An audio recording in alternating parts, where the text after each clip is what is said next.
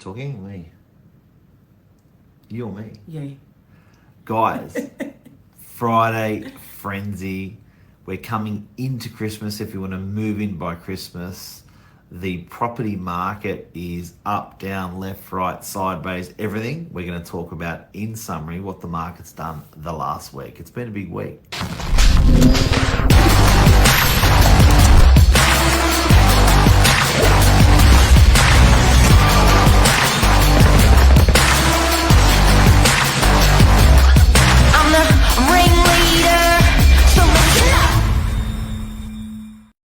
New one.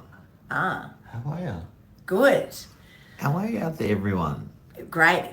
I feel like I've got frizzy hair this morning. Frizzy hair, and I don't care. We went out walking, and it started raining. We didn't have an umbrella. Wind, rain. So yeah, boys don't have that problem. El Nino. Boys don't have that problem, but girls, I know girls out there that are watching, they feel what I'm saying. It's always like, it's raining. I feel like I'm always walking around with just frizzy hair at the moment because it starts off being a sunny day and then it ends up raining just for no reason whatsoever. Do you reckon the weather has changed the property market the last 3 months? No, I think much like COVID, where everything was new initially and we didn't know like what a lockdown meant. We didn't know what isolation meant. We didn't know all these words. After a while, people got used to all of that stuff. Resilient bunch. And you know, yeah, and that's what's happening with the weather. You know, ordinarily a rainy Saturday would probably keep buyers in, and just the, you know, essential buyers would come out. But now it doesn't seem to be affecting anything. People realise that we're just going to have lots of rain, and so we just got to get used to it. You know, that's the reality of it. I like that word, essential. Yeah. I think that's a really good word, guys and girls. If you want to work out what the property market has done, is doing, where it's going, I think work out essential, what's essential. And that's the sort of stuff that we're seeing out there at the moment. Yeah. If you sort of put that essential ruler against anything out there at the moment, it sort of starts to make sense. It does. Yeah, it definitely does. And there are certainly, look, Northern Beaches, we're going to be talking a little bit this morning about just everything. Friday Frenzy, Mark and I usually just have a good chat about the week. Wow. Or, you know, we usually just have a little go at each other. Sometimes that can happen. No. Sometimes it can. Look, I just think be careful about what you read in the media. So Jonathan Creek is a guy who we do lots and lots of training with. He's got a company called Variable. So he does many things, but he helps agents with video content and you know, how to film videos. And he's done a lot of work with our agency. But he actually put up a really good point yesterday, Mark, about, you know, be careful that the media doesn't ruin an industry like real estate from reporting facts that are they're not localized. So when the media reports stuff, particularly about real estate, it's usually so generic that it actually is not relative to a lot of these other markets. Mm-hmm. So the media has been really, really having a good go at real estate and how crap it's been out there, and how, you know, how what's going on with the property market and how it's crashing and all that sort of stuff. It's just not the case, guys. The property market, Mark, you've been in real estate a really long time. Let's look at 40 years of real estate and what the market does Just over add that. 10 years to my. No, I'm just saying, if we take a snapshot of 40 years, yep. What goes on ordinarily in a 40-year, you know, what happens? Let's look back 40 years in real estate. Tell us what happens there. Boom bust, boom bust, boom bust, boom bust, boom bust, and you know so what I love? 40 years ago, no COVID? Always something. You know, whether it's GFC 1, GFC 2, whether it's recession, there's actually no excuse for good times in real estate. Yeah. But there's plenty of excuses for bad times in real estate. But these things happen, these cycles. So normal is just generally good. It just goes up, pumps, and then bad is like a recession, you know, that sort of stuff, global financial crisis. So we've had recessions in the past. So we had one in the in the late 80s. That's when the interest rates really started going bananas for people, and they'll talk about it going crazy. We then fell into a recession, which was 92, 93. And the real estate market recovered? Well, yeah. I don't know if you call it recovery, but it's just, you know what? the real estate market has a gravity, and that gravity is just wholesome goodness, good, great, always going up. It's just a natural gravity, but sometimes it loses that gravity with major, and people will double label those events. So, GFC, it actually gained gravity, and then you found the interest rate rises from now, it lost gravity. But the thing that I like about this, different to the GFC, is it's manufactured. So, when the GFC was happening, we were like, what the hell is going on? I don't understand this. Who has done this to us? GFC 1, GFC 2. This is different because the government's turned along, manufactured it, and said, we're putting the rates up on you kids, and we're going to slow you all down a little bit because you've been eating ice cream for 2 years now. So I sort of don't mind that it's under our control. If it was out of our control, that would be really scary. I think COVID for a period was out of our control. We didn't know what to expect, but this is all pretty. Well, you know what to expect. Yeah, that's exactly right. But my point is that even when we had that recession in the 80s, late 80s, late 80s. Oh yeah, the market came up again. Gravity between the 80s and the 2000s, the market came up again. So, there is nothing unusual here about what the property market is doing. Sometimes, as you mentioned, Mark, it's artificially brought on. Sometimes it's brought on out of our control. So things like, the weather, the floods, war, things like that obviously will have an impact on a property market that we just can't control. Bit of Ukraine sort of thing. Exactly. So, look, the thing is, guys, just be careful about what you're hearing out there in the media. We will always report the facts of what we're seeing on the ground in our market, particularly in our market, because it's what we know. It's what's under our nose. But the market is nowhere near as bad as what people are predicting. I mean, we sold a property last night in Brookvale. It was the second one in the block that sold in the last couple of weeks. But if you go through the real estate section, realestate.com or Domain, and have a good look at the sold section, that will start to paint a bit of a picture as to what's going on. So when we see 0 properties being sold on the property market, we know we're in serious trouble. When we are still seeing properties transact, the real estate market is still going okay. If you look at prestige property, I mean, that's going absolutely gangbusters. The Western Sydney, gangbusters. Certain parts of Queensland, WA, Adelaide. I mean, I had a client I just sold for recently in DY. They were moving to South Australia. They can't buy there at the moment. That property market is going crazy. So again, the media is just generalising. Be real careful what you're hearing out there. The other thing is, like, spring selling season. What usually happens in the spring selling season? What's happening now is what usually happens in spring selling season is people position like it's a happy time. People, and I always like going back to bare bone basics of what humans do. They literally hibernate through winter, like in a cave, and then they literally come out in summer and roam around. So I think motive wise, like, you start to in spring, you literally spring into getting out. So I think a lot of people, it's a happy time of year. People property. Get shit done. Property. What happens in property? And then that directly relates to property. Okay. So I think what you'll start doing is people start positioning themselves. They're a bit more sleepy through those winter periods, and they start positioning themselves, buying, selling, getting out, doing stuff. So we usually see traveling, that people just start getting shit going. They do. We come out of hibernation, but usually we see a very, very strong amount of property hitting the market in spring. We are not seeing that. And I'm talking about the Northern Beaches, guys. As I said, there's different markets going on at the moment. Well, we're a beach suburb as well. It's outdoor. Yeah. It's like it's literally, it just starts bumping along. And again, it goes back. But we're not, Mark. My point is, Mark's struggling to answer questions this morning. So that was your first dig for the day. The point is that usually we see a lot of stock hitting the market for spring. We're simply not seeing it. So I'm just about to bring on a beautiful house in North Manly, and it's about to launch this morning onto the major portals. It's been on my socials for a few days now.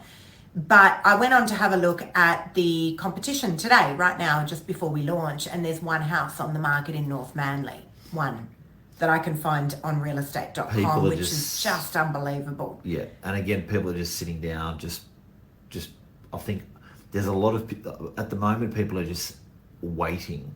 It's like, we'll wait and see what's going to happen. Everyone's put the pause button on. Yeah. So are we going to buy? No, we're going to sell. No, we're just going to wait and see what happens. So yeah, I think it's quite clever to be doing business now when no one else is doing business. Well, selling in isolation is always a good idea rather than selling in competition. So, you know, and that's the reality. I mean, if you are a seller and you're sitting here watching and wanting to get your property on the market, I'm not actually sure what you're waiting. What are you waiting for? Clever time. What are you waiting for? So I had a conversation with a lady the other day. I did an appraisal on a 2-bedroom apartment in DY. Yeah. And she said, look, I think I'm just going to wait until early in the new year. And I said, exactly that. What are you waiting for? What are you going to do with your money when you sell the property? She's wanting to buy something on the Central Coast. And I said to her, but do you realise back in November, December, these properties on the Central Coast weren't even hitting the market? An agent could literally just go ring the first person on their database and the property was sold. It's so true. So I'm like, this is your prime opportunity. Get your property on the market now and go buy your house on the Central Coast, because I think there's, you know, a substantial amount of them around. You know what? There's no fire in the market like there was a year ago. There's no fury in the market. Northern Beaches, because there's different markets going on at the moment. It's such a nice time to actually do what's essential.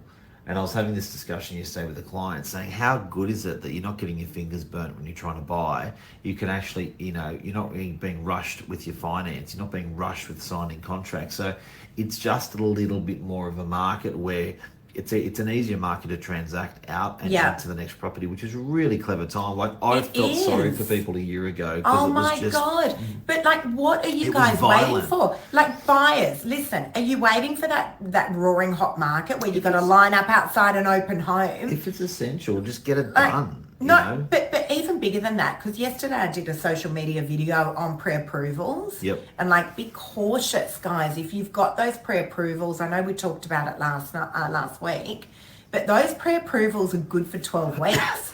So I'm even hearing buyers that are coming up to sort of a week or two out of their pre-approvals, finding themselves in trouble. And a lot of them going snap. They are. They're not going to qualify next round, so they're going bang. I'm just going to do it. Can I just talk about Luke's comment there about rain isn't helping spring? No. Another thing that I'm finding is that he becomes really annoying on a Friday. So rain isn't helping spring. Listen, I can tell you now, guys, Mark and I were buyers in the market a few months ago. We went to go and look at a property. It was bucketing down rain, absolutely torrential rain. There was nothing that was going to stop us going and seeing that property. Nothing. So if you are a buyer and you are super, super keen and you're wanting to go out and buy a property, I can assure you, rain, hail or shine, those essential buyers are coming to the open homes. Absolutely. Yep. And another thing I'm seeing is debt consolidation. I've had a lot of clients with 2 to 4 to 5 properties just hiding things up a little bit. So we never like that property. We're going to sell it, and then we're going to be left with, you know, one or two. We're going to sell one or two to consolidate debt. So I am seeing that happen in the marketplace where people are just getting, you know, and they're actually happily chatting about it, admitting it, talking about it, which people sometimes conceal or cover up, but not the case. They're having a chat saying, we had a good run. We're going to consolidate. Yeah, we are definitely seeing that. I'll tell you something else that we're seeing that has been really, really sad actually, is that I have had some vendors that are coming on the market because of the interest rate rises. Yeah. So this is not something that we usually do see, but I'm hearing this now more and more where people, and usually it's an investment property, they're wanting to get there. I've had a few apartments of late actually where people are just saying, got to sell, can't afford to hold it. That's been tricky. Cheeky debt people are finding tricky to get themselves out of. I'll say it again, cheeky debt. The debt that wasn't a really good interest rate with one of the big four banks, people are now trying to refinance, and the new banks are saying, don't want to touch it. Didn't want to touch it last time. Don't want to touch it this time. So some of these guys, where they should have had a 2.5% interest rate, took a loan out on a 3.5% interest rate. Bit cheeky debt, I call that. Yeah. And then now that's sitting at 5.5, 6. And they're going, oh God. And then they're trying to refinance, and the big four are going, not going to do it. So I know personally, owning something with our super, I looked at the interest rate on that. It's 8.5%. So superannuations are paying 7.5 to 8.5% on their debt now. So because you can borrow money in your super, so and it's a non-secure, it's I think non-recourse loan, I think they call it. So they charge more on an interest when they're lending money on super. But pretty interesting. Like some of these, if you haven't got a sharp rate with a sharp bank from a year or two ago, and you're trying to refi at the moment, I think those guys are going, you know what, let's just get rid of a bit of debt. Yep, agreed. So guys, we've just been talking about the media, the market. Be careful with what you are hearing in the media. The media sells when they dramatize. So just be real careful, because there are certainly a lot of different markets going on at the moment. And even in our market, even though the market has stabilized, it does change from week to week. Wednesday was quiet. Last Saturday was absolutely flat chat. Bananas. So it's changing from moment to moment, but different areas, different suburbs are seeing their own markets. So when the media reports, they are generalizing. Make sure you do your homework on what's going on in the area that you are looking to buy in. And I'm talking suburb by suburb. So it's really important that you do that. It's really interesting what Luke's comment here is. And I think some debt consolidation means selling property. So I've said it meaning people are getting rid of some debt, and Luke's taken it meaning they're getting rid of an asset. It's actually a really good point, and I like what Luke's saying. It's a double-edged sword where you want first move advantage. You don't want to be selling that asset too late. And then it's like, shit, I should have sold it a year ago, cleaned up my affairs a year or two ago, because people are already feeling that from last year. They're thinking I should have sold it last year, then I could have consolidated the debt. But I think all in all, Luke's, it's really true what he's saying. Like, if you beg, borrow, steal, get a second, third job, refinance if you can. If you can hold it, great. But it's a fine line, because you're also dealing with sanity. And then you've got rents. Mental sanity. Well, you are. But then you've got rents that are up. So guys, that's a big one that that's probably that's huge. That was like a mic drop moment. I got excited. You get excited. So we had a monthly staff meeting, like with all the team. We have individual meetings every week. But we have the big one once a month. And it was really interesting hearing what the property managers were saying. So DY is obviously an area that our agency is in. It's a lot of apartments, lots and lots of 1 and 2 bedroom apartments. And ordinarily, we've seen for years now, those 2-bedroom stock standard apartments have been renting for about $550 to $600 a week for as long as I can remember. That's changed significantly over the last 4 to 6 weeks. So no rental increases were allowed during COVID. So you add that to the fact that the rental market is just going bonkers. And now those stock standard little 2-bedroom apartments, sort of 70 metres squared, nothing overly special, they're renting for $650. They went up $50 a week. I'll put a stat up on my social media. I put a stat up on my social media, which was reporting a 5% increase in the last 3 months. And I said, if that continues, that's a 20% increase over a year. That's more than we've seen in 10 years on the Northern Beaches. I know Luke's saying rents are up, why sell? I mean, that's the truth, because of the rent's not helping with those interest rate repayments. Look, the tricky thing is, Luke, that and everyone else out there, if you're in a fixed term lease, you can't put the rents up. So how long are people, you know, there's different scenarios as well. You know, if someone's in a fixed term lease and they only signed up 3 months ago, there's not much you can do, right? If you're in a 12-month fixed term. And So you only get one hit a year. So if you correct. be really careful, Yes. because if you don't just say, I'll put up only $5. Yeah. And equally, guys, if you're a landlord out there, be careful. Like, just don't get overly greedy with it as well.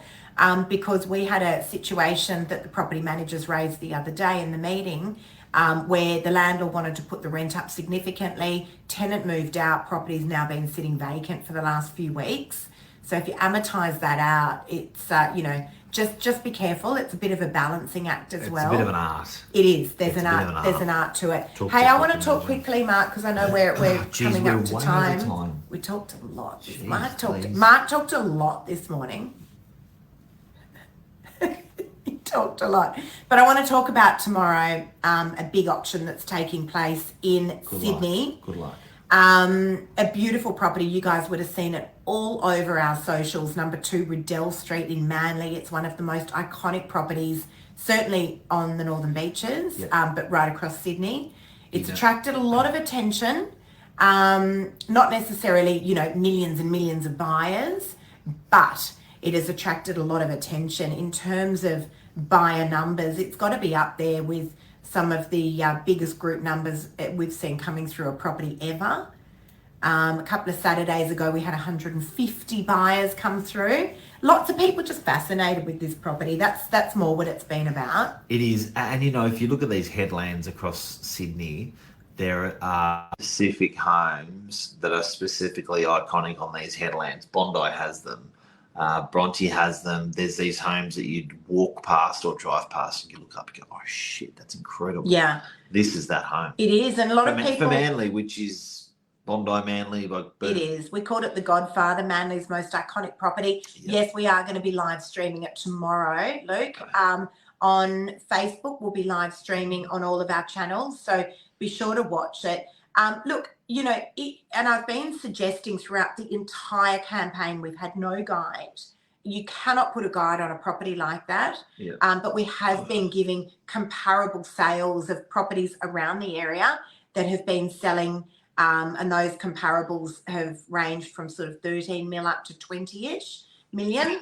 And really, you know, it could go any which way. But it's going to be an interesting auction, so feel free to tune in tomorrow at 9 o'clock. on all our socials. Yeah, certainly. And Put it in your diary. put it in your diary. Look, it's a nice one for the community. It really is. And I'll tell you, and I think I mentioned this last week, what a beautiful community the people of Manly are. Everyone seems to know everyone. It is a really tight-knit community, but what beautiful people. You know, I've thoroughly enjoyed running this campaign. No matter what tomorrow brings, it really has been the dream campaign. It truly has. A beautiful property to represent. This could make history.